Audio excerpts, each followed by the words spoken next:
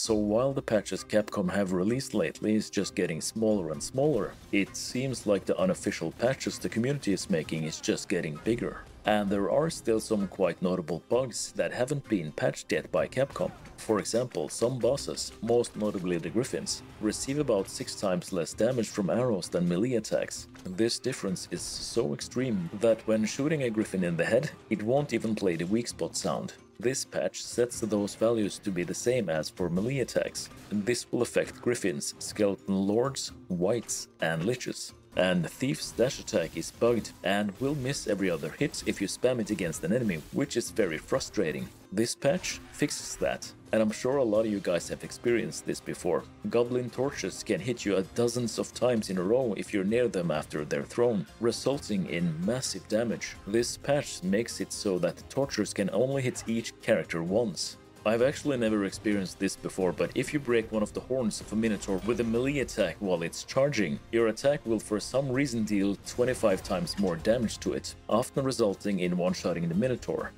This patch removes that interaction, and Levin's sound has been bugged since release and won't play all the Thunderbolt sounds. This became very apparent in my Sorcerer run, and with this patch, all of them play correctly. But this modder is not just focused on squashing bugs.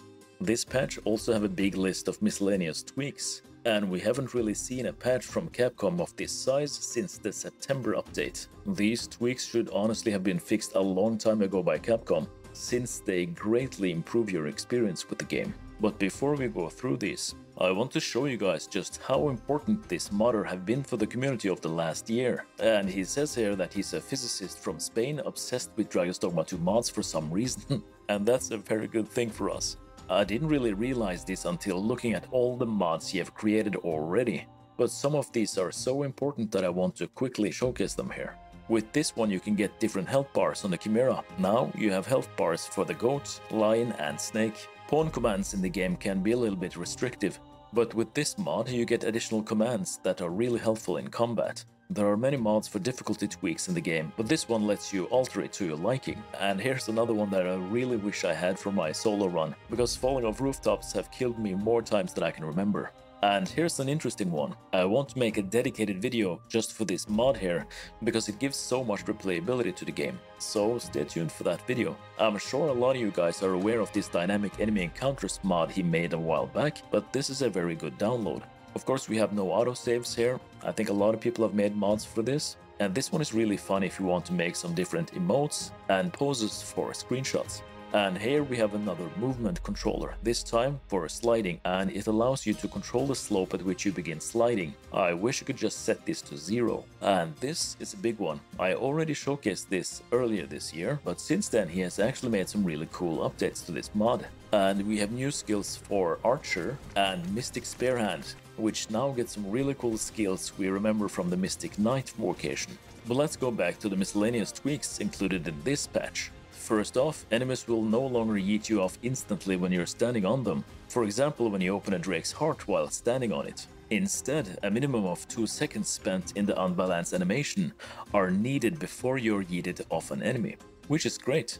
It can now rain at night, and for some reason that wasn't possible before. And you can now run during the tutorial, which was really frustrating for me the second time around.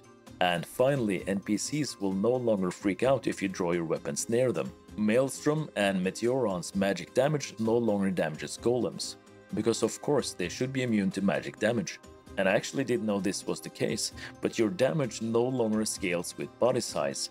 In a way, this does make sense that a bigger character can do more damage. So yeah, if you're playing on vanilla, you can actually abuse this now. Hitting weak spots with magic attacks now triggers the weak spot sound, just like with melee attacks. And pressing one of the 2 dialogue skip buttons will now actually skip to the next line of dialogue rather than simply skipping to the end of the current line of dialogue. You no longer need to be near your pawns to trade items with them or change your main pawn's skills. This is good because my pawn have a tendency to run away or doesn't follow me fast enough around. The angle that makes you start sliding on a slope has been increased from 38 to 48. And we already have a mod for this one, but stray pawns will no longer approach you and force you to talk to them. Sprinting out of combat with your weapon sheatheded will no longer consume stamina, and fall damage is a bit more lenient. and luckily there are several fall damage options to choose from in the script. Looking at this, I'm still amazed that Capcom haven't managed to fix these bugs or tweak the game like we see here.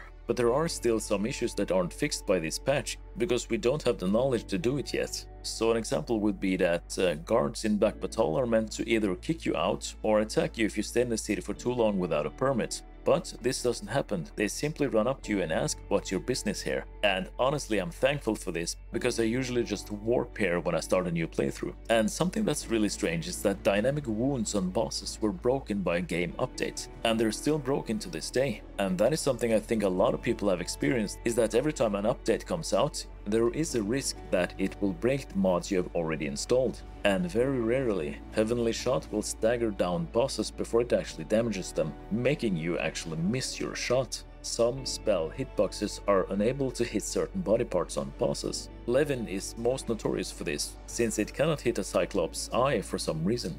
And I didn't know this, but AoE attacks, mostly spells, can hit several weak spots on Purgeners at once. This doesn't happen for any other enemy in the game, and it makes most spells insanely effective against Purgeners.